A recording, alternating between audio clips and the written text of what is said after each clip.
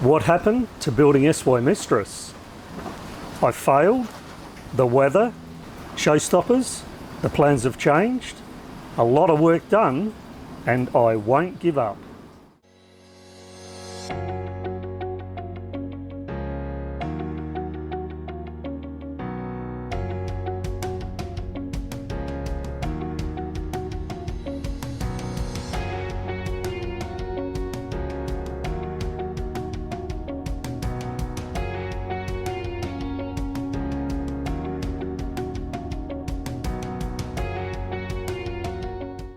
So to explain, as you may remember, for those who have been following, I actually got to putting a launch date up and organising everything for that, and the plans were looking so good. Everything had been checked off and it was all pointing to getting Mistress down to Laurie's boatyard, and then it didn't happen.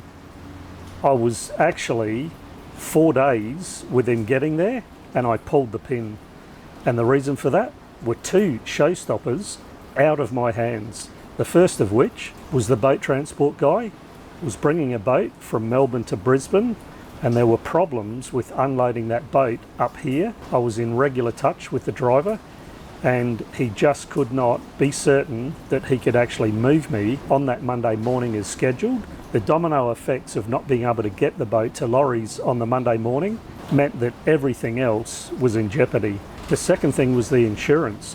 That had still not been finalised out of my hands, which meant that even if I had been able to get Mistress down to the yard on that Monday morning, the boatyard would not have accepted Mistress because you need to have the insurance coverage to be in their yard. So that was the second showstopper.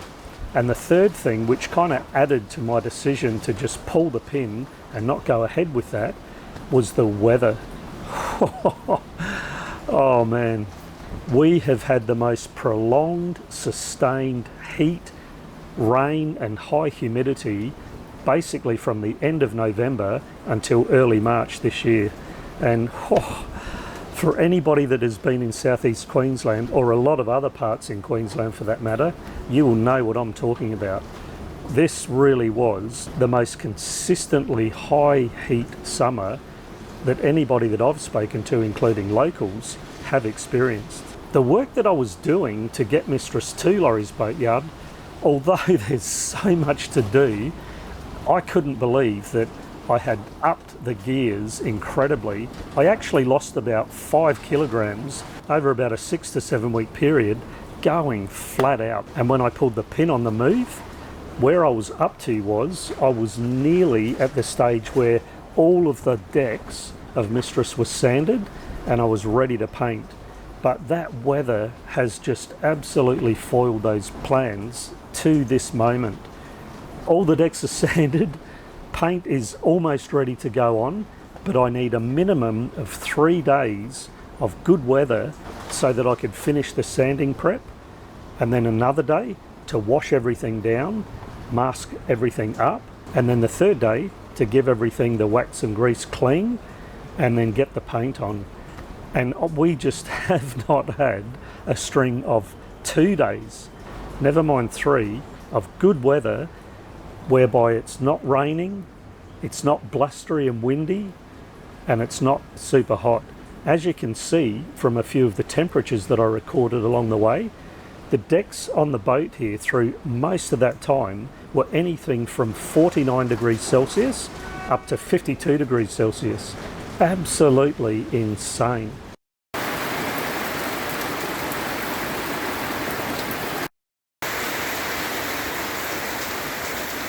And as you can probably hear now, the sound of rain, the sound of the blustery wind, it just hasn't. As I just said, so that's where I got up to with the plans of getting the outside painting done. Obviously, I had to make some changes in plans. And so what I have been doing is a lot of work inside of Mistress. With all of this time since, I have been getting so much inside finish work done, a lot of little things that in actual fact, much is not seen, but absolutely necessary. And it will mean that when Mistress does go to the water, that I won't have this long list of little finished things that need to be done, and she will be so much better prepared and presented when she does go to the water. So with that, obviously, I've had to come up with a plan B about getting Mistress launched. With that, there has been some fairly significant changes. I'll talk more about the plan B changes for the launch coming up ahead. And so to say that with that failed attempt at the launch, I can say it did dent the ego. I spent a little bit of time licking the wounds of that, but because of that, it did kind of get me offline, and my way out of that was to just get on with some other work. I just didn't feel so inspired to be sitting down editing videos, and so I kind of got off the routine, and that kind of explains why you haven't seen me for a while.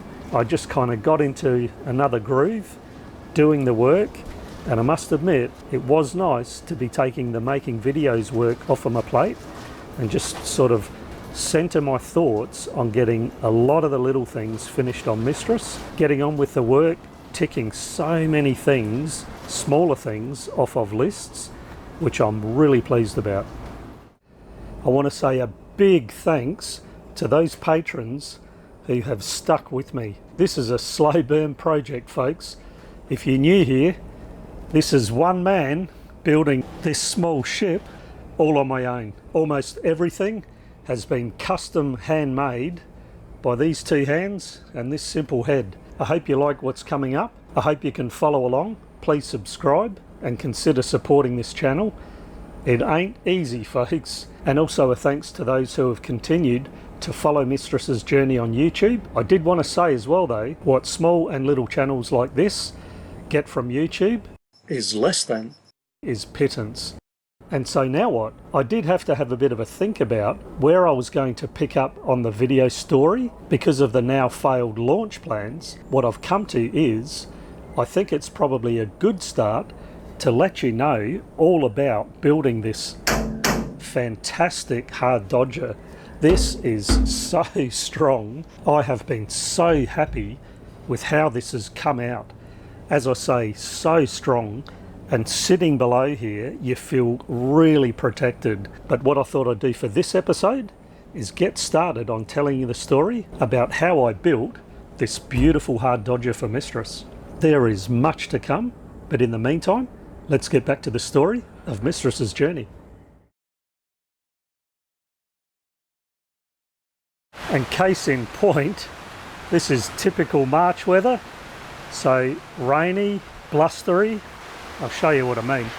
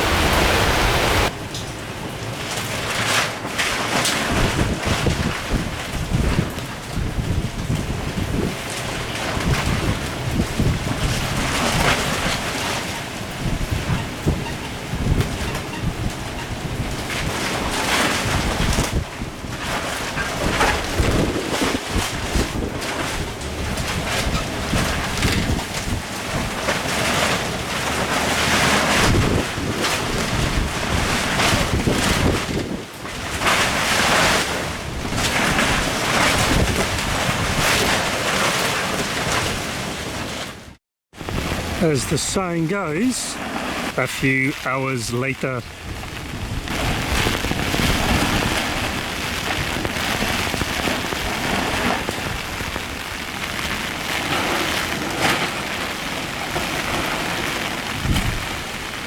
Not fun.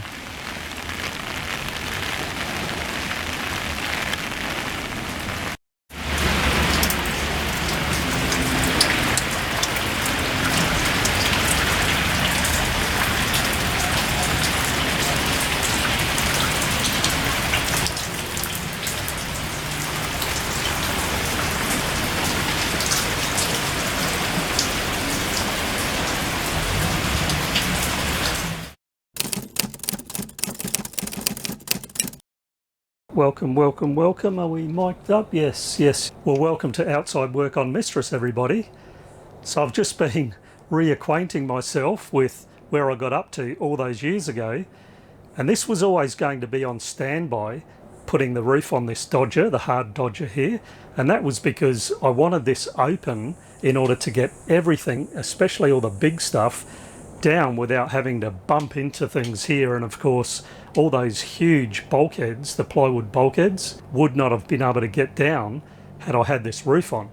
So this was deliberately left off, and as you've seen, it was all cut up when I did all the steelwork, and along the way I had the opportunity to get that re-sandblasted and re-prime undercoated, which was in an earlier video. So now that I'm in a position to get back and get this fitted, as I say, I'm just reacquainting myself with where I got up to, and I do remember these top rails, for example, it was all a bit of a rush because I wasn't real clear about how I was going to do this. I fitted these galvanised pipes on top, which is the same stuff that makes up these uprights. So now that I'm re-looking at this, I've definitely come up with some different ideas about how I'm going to re-engineer and put all this together. So pretty much there's three things to do. The first of which is I'm just getting all the measurements again in order to work out the height for this curve so that I can bend those beams. That's number one. The second thing is I need to work out how I'm going to join this pipe all together, both on the top and for the uprights. There's a rather ugly sort of end to both of these on both sides. And so I need to work out how I'm going to join all that together. And what I really want to do is have them all fitting so that they can be welded together. And then the third thing, of course, is to fit the roof, which that should be the easiest part. So I've got those measurements now. So I'll go down below, map out a curve on a bit of plywood, grab myself a heavy hammer and start bending those beams.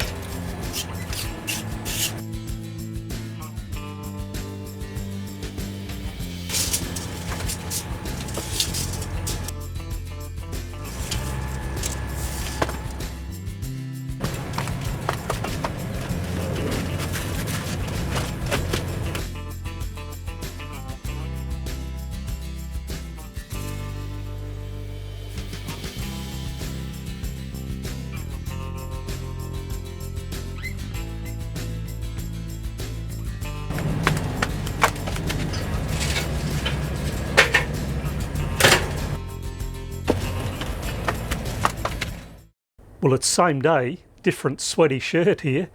We struck our summer weather about 2 weeks ago and whew, we've had some warm ones already, but this is what we expect in this part of the world. So what I've got here is the steel for the beams for that hard Dodger. It's been suitably left in the weather long enough to get rid of that mill scale. So now that I've got everything collected, I'll get a bit of plywood, plot out that curve, and then get hammering.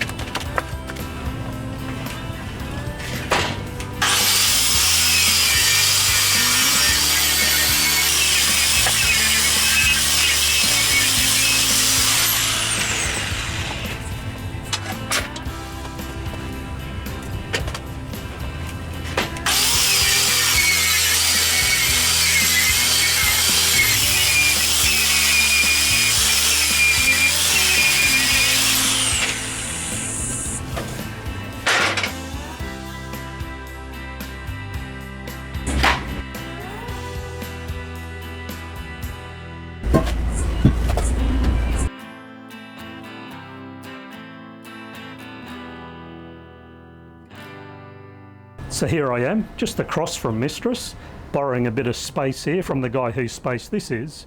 And by the way, no, that's not my caravan, and I've never stayed in it. So I've lofted down the marks on this plywood, and as you can tell, I'm absolutely at the end of my supply of plywood, having to join even little bits like that together just to make enough area in order to loft those lines. And so the design's going to be, I'm going to have two beams, one right aft, one in the middle, and then that forward edge will be very close and at a bit of a V shape joining the front section there, so that really doesn't need another beam. And in consultation with an engineer, the design's going to be using 40 millimeters by 8 millimeters flat bar, and in order to get the strength in that, I'm going to be actually joining two of those together, which will amount to, in the end, 40 mil by 16 millimeters. And the reason for that is I'm not just supporting the weight of that hard roof dodger. The main sheet from the boom is actually going to be fixed to the top of this hard dodger,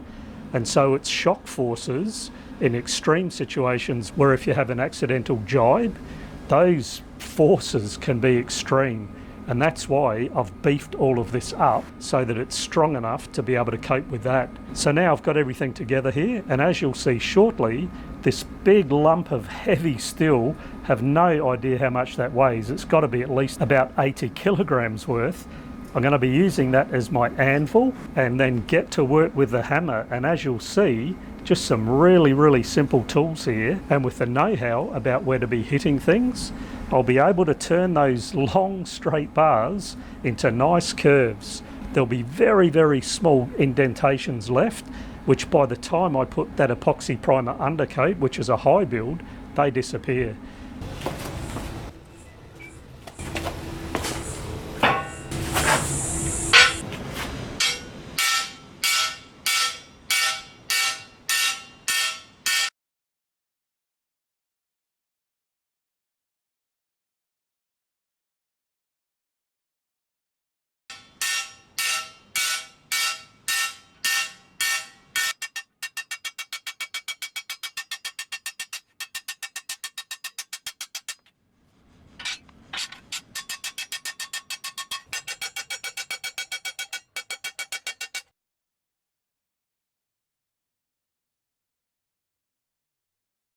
Well, it's on to plan B. Hammering and doing that blacksmithing work on this beam was not exactly hard work generally, and in fact, once you get a rhythm going, it's okay, but my right arm is just not going to cope. One other thing I didn't really mention is I did actually do that same method of just blacksmithing with that big lump of steel that I've used as an anvil. I've kept it for all these years because I knew this was going to be coming up, but I am just not in the state of fitness with regards to arm work like I was when I was building Mistress. Although I did actually bend all of the coach roof and side decks just using that anvil and the hammer and carrying on as I did, all of that material was either in 6mm or 4mm flat bar. This is 8mm, and so that's also why I can tell this arm is just not going to be able to keep up with carrying on all day to get these done. It's going to fail. I could feel my grip going as well. So being 8mm, obviously that just requires a lot more work. And so although I really don't mind carrying on and doing this, the other issue is I'm on a time limit. I really need to get these done today because I want to take them to get sandblasted tomorrow so that I can get them painted and then fitted in 2 days' time. And I know that my forearm is just not going to allow me to keep whacking and hitting away for the 4 beams. Now this one I've actually got bent halfway. I would estimate in total it's probably only about 20 minutes, but that was interspersed with breaks because my arm just wasn't able to keep whacking away. So here I am, I'm at Mick's place, the guy that's building his Roberts trawler, and he's got this frame benter which he made up, and I'm going to give it a go. I haven't used it before. I saw his frames, they do leave a bit of a step, so I'm not sure how it's going to go. I've got it set up. I'll go gently and let's see what it looks like.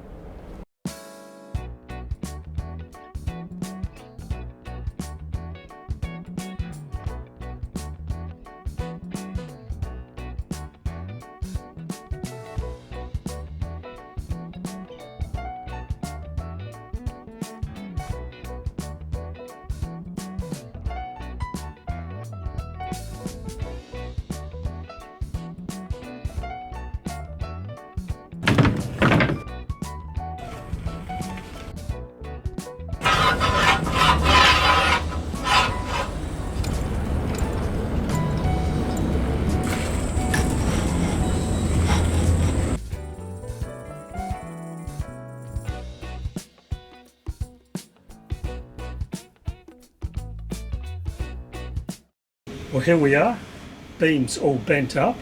I've definitely come up well. Using that bender was definitely an arm saver.